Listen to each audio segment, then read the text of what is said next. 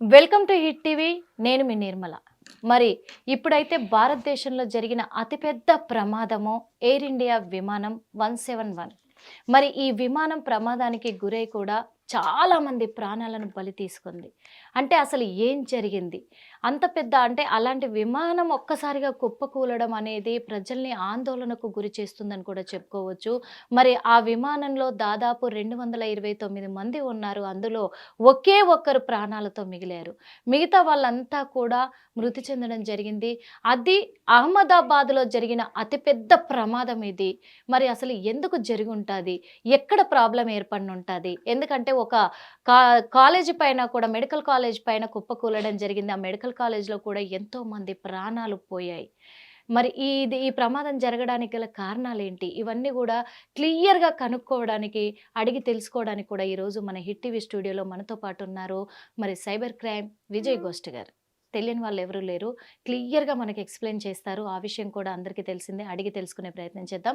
నమస్తే సార్. నమస్తే అండి. ఎలా ఉన్నారు సార్? Fine madam. మీరు బాగున్నారా? నేను చాలా చక్కగా ఉన్నాను సార్. ముందుగా ఇంత పెద్ద ప్రమాదంలో ప్రాణాలు కోల్పోయిన వాళ్ళకి మా హిట్ టీవీ ద్వారా కూడా ప్రగాఢ సానుభూతి తెలియజేస్తున్నాము. అది బాధాకరమైన విషయం అని కూడా చెప్పుకోవచ్చు. కానీ ముఖ్యంగా ఒక ఫ్లైట్ అది కుప్పకూలడం అనేది అంత ఈజీ కాదు సార్.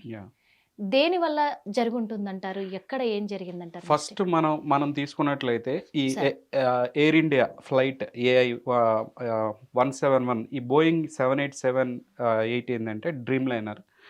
ఇది సర్దార్ పటేల్ వల్లభాయ్ పటేల్ ఇంటర్నేషనల్ ఎయిర్పోర్ట్ నుంచి మనకి అహ్మదాబాద్ నుంచి సో లండన్ గ్యాట్విక్ కి ఇది ప్యాసింజర్స్ ని తీసుకెళ్తుంది. సో టోటల్ గా దీనిలో వచ్చే ప్యాసింజర్స్ 230 మంది, అట్లానే 12 మంది క్రూ ఉన్నారు. సో దీనిలో మనం ఫస్ట్ ఇది ఒక ఇంటర్నేషనల్ ఫ్లైట్. ఇది చూసుకున్నట్లయితే ఫుల్ గా జెట్ ఫ్యూయల్ లోడ్ చేసుకుని ఉన్నారు, ఎందుకంటే లాంగ్ జర్నీ కాబట్టి. ఫుల్ ఇది వచ్చేసి 125,000 లీటర్ల జెట్ ఫ్యూయల్ అనేది దీనిలో లోడ్ చేసుకుని ఉన్నారు. ఎందుకంటే ఇవి వింటూ ఉంటే తర్వాత పడిపోయిన తర్వాత అసలు ఎలా ఇది జరిగి ఉంటుంది అనేది మనం స్పెక్యులేషన్ చేసుకుందాం.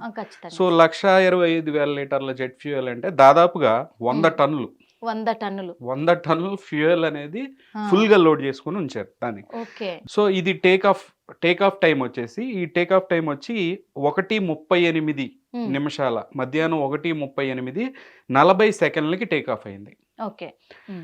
మేడే కాల్ ఎప్పుడు వచ్చింది అంటే పైలట్ మేడే చెప్పింది 1:39 నిమిషాల 10 సెకండ్లకి మధ్యాహ్నం మన ఇండియన్ టైమింగ్ లో. సో కరెక్ట్ గా 30 సెకండ్లు గాల్లో ఉందన్నమాట.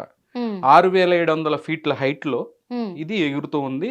అట్ ద సేమ్ టైం ఒకటేసారి గ్రౌండ్ అవుతుంది. మేడే కాల్ వచ్చేసి 1:39 సెకండ్లకి, అంటే 30 సెకండ్ల పాటు మాత్రమే ఇది గాల్లో ఉంది. ఈ టైంలో ఒక లౌడ్ నాయిస్ వినపడింది. లౌడ్ నాయిస్ తో ఫాలోడ్ బై క్రాష్ అనమాట. సో మనం దీన్ని చూసుకుంటే ఇంకా ల్యాండింగ్ గేర్ కూడా లోపలికి వెళ్ళలేదు అనమాట, ఇంకా టేక్ ఆఫ్ పొజిషన్ లోనే ఉంది. చాలా వెయిట్ మీద ఉంటుంది అనమాట ఈ ఫ్లైట్స్, ఎందుకంటే ఆ జెట్ ఫ్యూయల్ కానివ్వండి, లగేజ్ కానివ్వండి, ఇవన్నీ చాలా వెయిట్ మీద ఉంటుంది. సో మనం ఇంటర్నేషనల్ గా మనం రిపోర్ట్స్ చూసినట్లయితే డ్యూయల్ ఇంజిన్ ఫెయిల్యూర్స్ అది టేక్ ఆఫ్ టైంలో అవడం అనేది చాలా rare of the rarest case. So ఈ మాట బాగా గుర్తుంచుకోండి. Rare of the rarest case అంటే బిలియన్ లో ఛాన్సెస్ ఉంటాయి అనమాట ఒకటేసారి. అది టేక్ ఆఫ్ టైంలో. బేసిక్ గా ఏంటంటే టేక్ ఆఫ్ అయిపోయిన తర్వాత గాలిలో ఉండగా 2 ఇంజిన్లు ఫెయిల్ అయిన సంఘటనలు చాలా జరిగినాయి. అవి క్రాష్ ల్యాండ్ అయిన సంఘటనలు ఉన్నాయి. కొన్ని చోట్ల సేఫ్ గా కూడా ల్యాండ్ అవుతాయి. ఎందుకనంటే ఏదైనా ఫ్లైట్ 2 ఇంజిన్లు ఫెయిల్ అయితే గనక ఆటోమేటిక్ గా ఇట్స్ ఎ గ్లైడర్. అది గ్లైడ్ అవుతూ ఉంటది. ఎంత వెయిట్ ఉన్నా సరే ఆ యొక్క అట్మాస్ఫియరిక్ ప్రెషర్ లో అది గ్లైడ్ అవుతూ సేఫ్ ల్యాండ్ చేసుకోవచ్చు, లేదంటే వాటర్ ల్యాండింగ్ చేయొచ్చు. ఎటువంటి పొజిషన్ లో ల్యాండ్ చేయడానికి ట్రై చేస్తారు పైలట్స్. బట్ ఇక్కడ అసెండ్ లో ఉంది. అసెండ్ అంటే టేక్ ఆఫ్ పొజిషన్ లోనే ఉన్నప్పుడే ఒకటేసారి స్టాల్ అయిపోయి ఒక బ్యాంగ్ నాయిస్ అయ్యి స్టాల్ అయిపోయి పడిపోయింది అనమాట. పడిపోయింది ఎక్కడ అంటే ఈ మెడికల్ కాలేజ్ యొక్క హాస్టల్ పైన ఇది క్రాష్ ల్యాండ్ అయింది. సో మీరు ఇక్కడ చూసినట్లయితే వన్ సర్వైవర్ విశ్వాస్ కుమార్ అనే ఒక రమేష్ అనే వ్యక్తి, బ్రిటిష్ నేషనల్ 11A. అది కూడా 11A అని అందరూ అంటున్నారు, కానీ అది సీట్ ఎక్స్చేంజ్ చేసుకున్నాడు విండో సీట్ కోసం అతను. అది చాలా మంది చెప్పలేదు, అది విండో సీట్ కావాలని చెప్పి వ్యూ కోసం అని అతను ఎక్స్చేంజ్ చేసుకున్నాడు. అది ఎమర్జెన్సీ ఎగ్జిట్ ఉంటుంది. సో ఈ మెడికల్ కాలేజ్ పైన ఎప్పుడైతే క్రాష్ ల్యాండ్ అయిందో అక్కడ 60 మంది ఉమ్, ఈ మెడికల్ స్టూడెంట్స్ అవును. భోజనం తింటూ ఉన్నారు అనేది మనకు తెలుస్తుంది. ఉమ్, అక్కడ ఎంతమంది చనిపోయారు అనేది ఇంకా కన్ఫర్మేషన్ ఇంకా కన్ఫర్మేషన్. ఇవ్వలేదు. సో ఈ టేక్ ఆఫ్ టైంలో మీరు చూసినట్లయితే ఒకటేసారి స్టాల్ అయి పడిపోవడం అనేది ఆ 2 ఇంజిన్స్ ఫెయిల్ అయిన సంగతి మనకు కనపడుతూ ఉంది. అవును. బేసిక్గా మీరు ఎయిర్ క్రాఫ్ట్ ఇన్వెస్టిగేషన్స్ మీరు చూసినట్లయితే ప్రీవియస్గా కూడా చాలా కేసెస్ మీకు ఆన్లైన్లో అవైలబుల్గా ఉన్నాయి. అవును. మేజర్గా ఏంటంటే రడ్డర్ ఫెయిల్యూర్ వస్తుంది. ఉమ్, రడ్డర్ ఫెయిల్యూర్ అన్నప్పుడు flight left or right turn తిరగటానికి కానీ దాన్ని కంట్రోల్ చేయడానికి వెనకాల రడ్డర్ అని చెప్పి వర్టికల్గా ఒక పీస్ ఉంటుంది. ఓకే. సో అవి ఫెయిల్ అయినప్పుడు దాని హైడ్రాలిక్స్ పగిలి ఉమ్, పక్కనున్న ఈ యొక్క ఇంజన్కి సంబంధించిన ఈ యొక్క హైడ్రాలిక్స్ని కూడా డ్యామేజ్ చేసిన సంఘటనలు కూడా ఉన్నాయి. ఓకే. సో దానివల్ల కూడా ఇంజిన్ ఫెయిల్ అయ్యి ఉండొచ్చు, ఉమ్, 2 ఇంజిన్లు ఫెయిల్ అయ్యి ఉండొచ్చు అనేది ఒక భావన ఉంది. సో అది ఏంటనేది రేపొద్దున ఇన్వెస్టిగేషన్లో అనేది ఒకవేళ ఈ పార్ట్స్ ఫెయిల్ అవుతాయి, దానివల్ల ఇంజన్లు ఫెయిల్ అవుతాయి అన్నారు కదా, ఈ పార్ట్స్ అనేటివి ఏ సిచ్యువేషన్ లో ఫెయిల్ అవుతాయి అంటారు సార్ అసలు? అంటే చూడండి మేడం, మెనీ ఫ్యాక్టర్స్ దీంట్లో. ఆ, ఇప్పుడు స్పేర్ పార్ట్స్ అనేది ఎయిర్లైన్ ఇండస్ట్రీ స్పేర్ పార్ట్స్ ఎక్కడి నుంచి ఎక్వైరీ చేసుకుంటుందో తెలియదు. కరోనా తర్వాత చాలా కంపెనీలు ఓకే. మూతబడ్డాయి, చాలా మ్యాన్ పవర్ అవును. లేక మూతబడ్డాయి. స్పేర్ అవును. పార్ట్స్ అనేవి చాలా అవైలబిలిటీ తక్కువ ఉంది. ఉమ్, ఒక్కొక్క చోట ఏం చేస్తారంటే పూర్ కంట్రీస్లో లేదంటే ఏదైనా ఇప్పుడు యుక్రెయిన్ ఉంది, అట్లా వాంట్రోన్ కంట్రీస్లో నుంచి కొన్ని ఈ స్మగుల్ చేసి కూడా కొన్ని స్పేర్ పార్ట్స్ని తీసుకొని వస్తారు. Damage spare parts, duplicate spare parts um, అలా యూజ్ చేసే ఛాన్సెస్ కూడా ఉన్నాయి. సో అలాంటప్పుడు ఫెయిల్ అయ్యే ఛాన్సులు ఉన్నాయి. ఉమ్, ఇలాంటి హైడ్రాలిక్ సిస్టమ్స్ అనేవి ఫెయిల్ అవుతాయి. అవన్నీ ఎయిర్ క్రాఫ్ట్ ఇన్వెస్టిగేషన్లో ఏంటంటే DGCA వాళ్ళు వీళ్ళు చేసే ఇన్వెస్టిగేషన్లో అనేది తెలుస్తుంది. ఈ బోయింగ్ వాళ్ళు కూడా వచ్చారు కాబట్టి. ఓకే. సో ఇది ఈ పొజిషన్లో అసెండింగ్ పొజిషన్లో ఉంది కాబట్టి అది కూలిపోయింది. ఓకే. అదే గనక పైన టాప్ 30,000 ఆల్టిట్యూడ్ 30,000 ఫీట్ లేదంటే 25,000 అడుగులు పైన ఉన్నప్పుడు ఉమ్, బేసిక్గా పైలట్కి 3 ఆప్షన్స్ ఉంటాయి. ఏవియేట్, నావిగేట్ అండ్ కమ్యూనికేట్ అంటారు. ఓకే. ఏవియేట్ అంటే మెయింటైన్ ఆల్టిట్యూడ్ని మెయింటైన్ చేస్తా జాగ్రత్తగా. 2 ఇంజిన్లు ఫెయిల్ అయిపోయినాయి. ఆల్టిట్యూడ్ని మెయింటైన్ చేస్తా స్ట్రైట్గా రన్వే దాకా పాత్ దాకా తీసుకొచ్చి ఉమ్, అదే టైంలో 2 ఇంజిన్లు ఫెయిల్ అయ్యాక కూడా మీకు బెల్లీలో ఉమ్, ఒక ఏరోప్లేన్కి బెల్లీలో ఏంటంటే ఒక విండ్ మిల్ ఉంటుంది. ఓకే. అది ఆటోమేటిక్గా కిందకు వచ్చి ఆ, ఆ విండ్ మిల్ తిరుగుతూ ఎక్స్టర్నల్ పవర్ జనరేట్ చేసి ఆ పవర్తో మళ్ళీ 2 ఇంజిన్లని స్టార్ట్ చేయడానికి ట్రై చేస్తుంది. ఓకే. సో అంత గ్యాప్ ఉంటుందన్నమాట కిందకు వచ్చేలోపు. ఓకే. సో ఇలాంటి జరిగినాయి అంటే జరిగింది ఒకటి. యుఎస్లో మీరు చూసిన హడ్సన్ రివర్లో ఒక ఫ్లైట్ ల్యాండ్ అయింది ఇలానే. ఉమ్, బర్డ్ హిట్ అయినప్పుడు 2 ఇంజిన్లు ఫెయిల్ అయిపోయినప్పుడు పైలట్ ఏం చేశారంటే డైరెక్ట్గా మీ బుక్ కూడా రిలీజ్ అయింది ఆయన పైలట్ మీద. ఉమ్, సో వాటర్ ల్యాండింగ్ చేశారు, అందరూ అవును. సేఫ్ ఉన్నారు. అవును. వాటర్లో ల్యాండ్ అయిన వీడియోలు అవును. మీరు చూసుంటారు. అవును. Same scenario. అవును. కానీ ఇది టేక్ ఆఫ్ టైంలో అయ్యింది అని అంటే మనం చాలా విషయాలు వీటిలో చూడాల్సింది ఏంటంటే మెయిన్గా మెయింటెనెన్స్ స్టాఫ్. ఉమ్, ఫ్లైట్ 30 సెకండ్లు కూడా టేక్ ఆఫ్ అయ్యి ఎగరలేదు. అవును. 30 సెకండ్లోనే గ్రౌండ్ అయింది అని అంటే ఉమ్, కింద గ్రౌండ్ స్టాఫ్ క్లియర్గా చెక్ లిస్ట్ ఫాలో అయ్యారా లేదా. అదే. ఉమ్, రెండోది ఈ యొక్క ఎయిర్ ఉమ్, ఇండియా మీద ఎన్నో కంప్లైంట్స్ ఉన్నాయి గత 2 సంవత్సరాల నుంచి కూడా. ఉమ్, వీళ్ళు అసలు దాన్ని మేనేజ్మెంట్ అసలు పట్టించుకుంటుంది. ఎందుకంటే రతన్ టాటా గారు చనిపోయినా కూడా ఉమ్, బేసిక్గా ఆ యొక్క ఈ కంపెనీ అనేది ఆర్గనైజేషన్ అనేది సెల్ఫ్గా అదంతరికి అదే సెల్ఫ్ ఎకో సిస్టమ్ అదే రన్ అవుతూ ఉండాలి. ఉమ్, కానీ ఎక్కడైనా లూప్ హోల్స్ ఉన్నాయా, ఇలాంటి ఇష్యూస్ని పట్టించుకోలేదా. ఎంతోమంది ప్యాసింజర్స్ ఇలా ఇష్యూస్ ఉన్నాయి అని చెప్పి వీడియోలు కూడా పోస్ట్ చేశారు. అవును. చేసిన తర్వాత కూడా ఇలాంటి సంఘటన జరిగిందని అంటే ఉమ్, ఇట్లా ఈ ఇన్వెస్టిగేషన్ అనేది అక్కడ నుంచి స్టార్ట్ చేస్తారనేది నేను అనుకుంటున్నాను yes. మెయిన్గా. ఉమ్, సో రెండోది వచ్చేసి పోర్ మేనేజ్మెంట్ స్పేర్ పార్ట్స్ గురించి మీకు తెలిసిందే, నేను చెప్పాను కదా. ఉమ్, రెండోది స్కిల్ లేబర్. ఈ రోజుల్లో లేబర్ తక్కువ, ఎందుకంటే ఎయిర్లైన్ కాస్ట్ తగ్గించుకోవడానికి వాళ్ళు ఏమైనా చేస్తున్నారు. ఉమ్, సో వాళ్ళు హైర్ చేసుకునే స్టాఫ్ని సరైన స్కిల్డ్ స్టాఫ్ని చేసుకోవట్లేదా. ఎందుకనంటే ఎప్పుడు కూడా ఏరోప్లైన్కి సంబంధించి ఈ ఫ్లైట్స్కి సంబంధించి yes. 0.1% ఎర్రర్ కూడా వదిలిపెట్టకూడదు. ఆ, ఎందుకంటే ఇప్పుడు బస్సు ట్రైన్ అనుకోండి ఏదైనా రిపేర్ అది వస్తే వేరు. రోడ్డు పైన వెళ్తూ ఉంటారు కాబట్టి అది రోడ్డు పైన కాబట్టి ఎక్కడో ఓ చోట Exactly. ఇది అవుతుంది, దాన్ని కంట్రోల్ చేయడానికి అవుతుంది. అవును, కానీ ఇది గాల్లో రిపేర్ చేసుకోలేరు. అదేం సో చేయలేదు. 0.01% ఛాన్స్ కూడా వదిలిపెట్టకూడదు. ఆ ఎర్రర్ ఛాన్స్కి ఈ పూర్ లేబర్ లేదంటే పూర్ స్కిల్డ్ లేబర్ సరిగ్గా ఆ స్కిల్డ్ పీపుల్ సరిగ్గా డెఫిసిట్లో ఉండటం వల్ల ఇలా జరిగిందా. ఉమ్, ఎందుకనంటే ఇంతకు ముందు ప్యాసింజర్ దానిలో ట్రావెల్ చేసిన వాళ్ళు కూడా వైర్లు విజిబుల్ అవుతున్నాయి, ఆ, ఎంటర్టైన్మెంట్ సిస్టమ్ పనిచేయట్లేదు, ఓకే. ఏసీ పనిచేయట్లేదు ఆ, అని చెప్పి వీడియోస్ పోస్ట్ చేశారు. అంతకు ముందు కూడా పోస్ట్ చేశారు చాలా మంది. సో ఇవన్నీ ఫ్యాక్ట్స్ మనం మాట్లాడుకునే పబ్లిక్లీ అవైలబుల్ డేటా మనం ఓకే. మాట్లాడుకునే. ఓకే. అవును. సో ఇది మనం స్పెక్యులేషన్ మాట్లాడుకుందాం. ఇప్పుడు వరకు జరిగింది ఇది అయి ఉండొచ్చు, అది అయి ఉండొచ్చు. ఫైనల్గా వచ్చేసరికి ఇన్వెస్టిగేటివ్ డిపార్ట్మెంట్స్ అనేవి ఎక్కడ మెకానికల్ ఫెయిల్యూర్ వచ్చింది, ఎక్కడ ఏం ఇష్యూ జరిగింది అనేది వాళ్ళు ఫైండ్ అవుట్ చేస్తారు. ఓకే. సో మనం ఇప్పుడు స్పెక్యులేషన్స్ మాట్లాడుకుందాం.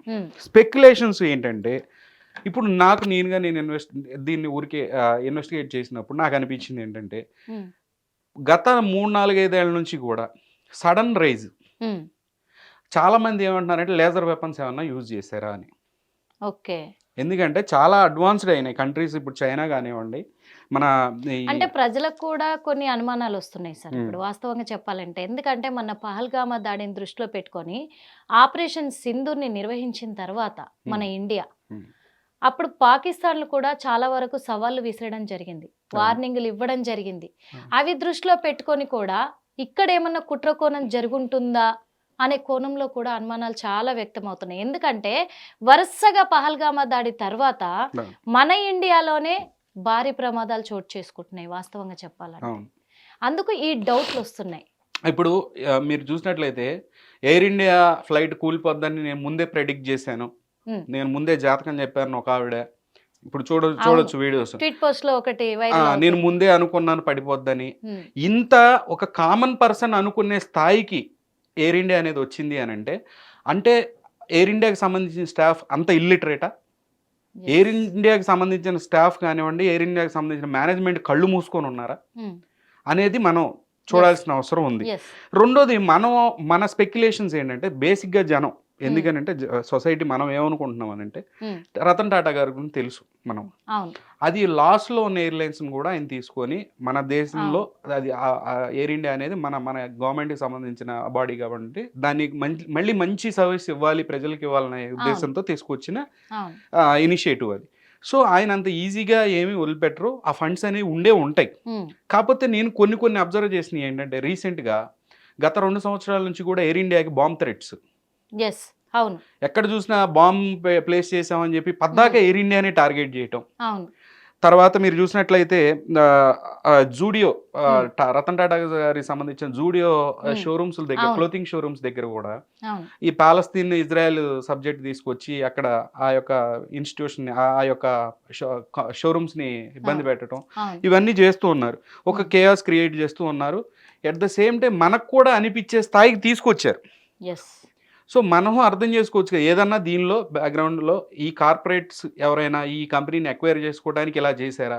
అవును, ఎందుకంటే డైరెక్ట్ గా అటాక్ చేసే ధైర్యం లేక కూడా ఇలాంటివి ఏమన్నా చేసి ఉండొచ్చా? ఎందుకు అనాల్సి వస్తుంది అని అంటే ఇప్పుడు కాదండి, మీరు ఇంత ప్రీవియస్గా తీసుకుంటే మన బిపిన్ రావత్ గారు హెలికాప్టర్ యాక్సిడెంట్ ఉంది, మన ఆర్మీ చీఫ్ త్రివిధ దళాల చీఫ్ ఎవరైతే ఉన్నారో ఆయన హెలికాప్టర్ యాక్సిడెంట్ తీసుకున్నప్పుడు కూడా రష్యన్ అడ్వాన్స్డ్ హెలికాప్టర్ అది టేక్ ఆఫ్ అయిన తర్వాత ఆల్టిట్యూడ్ తెలియక కొండను ఢీ కొట్టింది అని అంటారు.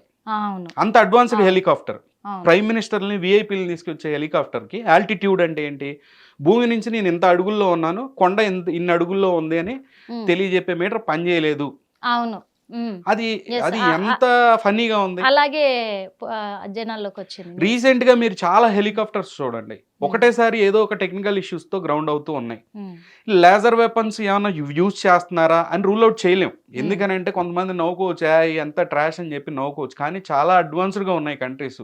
అలా జరిగినా కూడా మన ఇండియన్ గవర్నమెంట్ మనం ప్రూవ్ చేయలేదు. ఎందుకంటే మనకు అంత అడ్వాన్స్డ్ టెక్నిక్స్, మన అంత అడ్వాన్స్డ్ ల్యాబ్స్ లేవు ప్రూవ్ చేయడానికి. ఎందుకంటే మనకున్న అప్లికేషన్లు కానివ్వండి ఇవి కానీ అన్ని బయట నుంచే. రెండోది ఫ్లైట్ ఎలాంటి మెయింటెనెన్స్ జరుగుతూ ఉంటే బోయింగ్ ఏం చేస్తుంది? బోయింగ్ సంస్థ ఫ్లైట్స్ అమ్మిన తర్వాత కూడా సర్వేలెన్స్ ఉంటుంది, ప్రతి ఫ్లైట్ వాళ్ళు మానిటర్ చేస్తూ ఉంటారు. మేడే కాల్ వచ్చినప్పుడు వాళ్ళు మానిటర్ చేస్తారు. వాళ్ళ కస్టమర్ కేర్ అనేది, ఇప్పుడు మీ మొబైల్ ఫోన్ ఉంది, మీ మొబైల్ ఫోన్లో సిమ్ వేసిన తర్వాత సర్వీస్ ఇచ్చి మీ కస్టమర్ కేర్ ఎలా ఉంటుందో డైల్ చేసి మాట్లాడ, అలానే ఈ ఎయిర్లైన్స్ కూడా కస్టమర్ కేర్ ఉంటుంది. ఇలాంటి పూర్ సర్వీసెస్ ఈ యొక్క టాటా గ్రూప్స్ ఎయిర్ ఇండియా అనేది ఇంత పూర్ సర్వీస్ ఇస్తున్నప్పుడు బోయింగ్ ఎందుకు కామ్గా ఉంది? యాక్షన్ తీసుకోవాలి కదా. సో ఇక్కడ ఏమని అంటారంటే ఈ మెయింటెనెన్స్ మొత్తం టర్కిష్ కంపెనీ ఒకటి చూస్తుంది, టర్కిష్ కంపెనీ ఆపరేట్ చేస్తుంది ఈ సర్వీసెస్ని. సో అక్కడ ఏదైనా ప్రాబ్లం అయి ఉండొచ్చు అనే స్పెక్యులేషన్ ఒకటి స్టార్ట్ అయింది. సో అయి ఉండొచ్చు కూడా, అంటే అక్కడ నుంచి ఏదైనా వాళ్ళు చేసే అవకాశం కూడా ఉంది ఉంది. అంతే. ఎందుకంటే ఇప్పుడు బయట దేశాలు ఖచ్చితంగా మన దేశంతో శత్రుత్వంతో ఉన్నారు కాబట్టి అక్కడ నుంచి ఏదైనా జరుగుండొచ్చు అని కూడా అనుకోవచ్చు. ఏ దేశమైనా చేయాల్సి ఉండొచ్చు. ఇప్పుడు నేను అనేది ఏంటంటే బిపిన్ రావత్ గారి ఫ్లైట్ హెలికాప్టర్ యాక్సిడెంట్ అయినప్పుడు AK 203 అజల్ట్ రైఫిల్ మ్యానుఫ్యాక్చరింగ్ అగ్రిమెంట్ జరుగుతుంది ఇండియా రష్యాకి సంబంధించి. ఎవరికో నచ్చనోళ్ళు ఇది చేయించి ఉంటారు అని నా అభిప్రాయం. అట్లా నా అభిప్రాయాన్ని నేను చెప్తున్నాను. ఎట్ ద సేమ్ టైం ఇప్పుడు మన యుద్ధ విమానాలు ఏవైతే రష్యా దగ్గర మనం ఇప్పుడు టెక్నాలజీ ట్రాన్స్ఫర్ తో సహా మనం తీసుకుంటున్నాం Su-57E, ఇది జరుగుతున్నప్పుడు ఈ యాక్సిడెంట్. సో వీటిని కూడా మనం ఎందుకనంటే లాస్ట్ 10 years నుంచి మీరు చూసినట్లయితే ఎందుకు డౌట్ వస్తుందంటే లాస్ట్ 10 years నుంచి మీరు ఫ్లైట్ రికార్డ్స్ తీస్తే 2015 నుంచి 2024 వరకు per 1 million trips accidents past 10 years లో అంటే 10 లక్షల ట్రిప్పుల్లో పర్సంటేజ్ ఏంటి? యాక్సిడెంట్ పర్సంటేజ్ 2015లో 0.032, అంటే పూర్తి యాక్సిడెంట్ కూడా కాదు, ఏదైనా రిపేర్స్ వచ్చి బ్రేక్ డౌన్ అయ్యి ల్యాండ్ అవడం. 2024కి వచ్చేసరికి 1.13, అంటే 10 లక్షల ట్రిప్పులు వేస్తే నంబర్ ఆఫ్ ప్లేన్స్ ఒక్క యాక్సిడెంట్ అవుతుంది. సో 10 లక్షల్లో దాన్ని 1% అని కూడా మనం 0.1%లో వస్తుంది అనమాట. సో ఇలాంటి రేషియోలో ఉండగా అది ఎయిర్ ఇండియా ఎందుకు? ఏది మళ్ళీ ఎయిర్ ఇండియా మీద కంప్లైంట్స్, చాలా కంప్లైంట్స్ మళ్ళీ ఎయిర్ ఇండియా అవడం. అది కూడా ఏంటి? ఏ సముద్రం మీద, వేరే దేశంలో కాదు, అహ్మదాబాద్లో. అహ్మదాబాద్ అంటే ఏంటి? ప్రైమ్ మినిస్టర్ కి సంబంధించిన ఓన్ స్టేట్, అక్కడ కూలిపోవడం. ఇలాంటి డౌట్స్ బేసిక్ గా మనం ఇలా ఆలోచించినప్పుడు ఇవన్నీ వస్తూ ఉంటాయి అనమాట. At the same time Gurpatwant Singh Pannun, ఏది ఖలిస్తానీ లీడర్, డైరెక్ట్ గా వాడు ఇండియన్ గవర్నమెంట్ ఏదైతే ఎయిర్ ఇండియా ఉందో దాన్ని మేము బాంబు పెట్టి పేల్ చేస్తాము అని చెప్పి స్టేట్మెంట్ ఇచ్చాడు. అదొకటి కూడా ఇప్పుడు గట్టిగా నమ్మాల్సిన ఉద్దేశాలు అయితే ఉన్నాయి, ఎందుకంటే నమ్మాల్సిన పరిస్థితి ఏర్పడుతుంది. ఇక్కడ డేట్ ఏం చెప్పాడు? 1 నుంచి నవంబర్ 1 నుంచి 19 లోపు, ఆ మధ్యలో ఆ 19 రోజుల్లోనే మేము పేల్ చేస్తాం, గ్రౌండ్ చేస్తాము ఎయిర్ ఇండియా అని, సిక్కులు ఎవరు ఎక్కకండి అని చెప్పి స్టేట్మెంట్ ఇచ్చాడు. ఇది 12వ తారీఖు జరిగింది. కాకపోతే నవంబర్లో జరిగి ఉండకపోవచ్చు.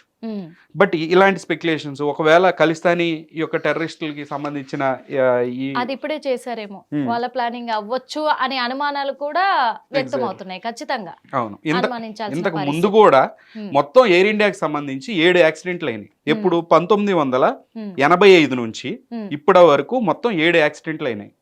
ఈ 7 యాక్సిడెంట్లో ఫేటల్ వచ్చి 2, నాన్ ఫేటల్ 5. ఫేటల్ అంటే పూర్తిగా కూలిపోవడం కానివ్వండి, పేల్చివేయబట్టడం కానివ్వండి, ఏదైనా కానివ్వండి, మనుషులు చనిపోయిన సంఘటనలు 2 ఉన్నాయి. ఆ 2 కూడా ఖలిస్తానీ టెర్రరిస్టులు చేసిన బాంబ్ బ్లాస్ట్ వల్ల అవి పేలిపోవడం జరిగింది. అంతే తప్పితే మెయింటెనెన్స్ తో ప్రాబ్లం ఉండి ఎప్పుడు ఇలా జరగలేదు. బట్ అఫ్ కోర్స్ ఎక్కడో ఇష్యూ అనేది ఉంది కాదను. కాకపోతే ఇలాంటి యాంగిల్స్ లో మనం చూసినప్పుడు ఇన్ని డౌట్స్ రైజ్ అవుతున్నాయి. ఎయిర్ ఇండియానే ఎందుకు?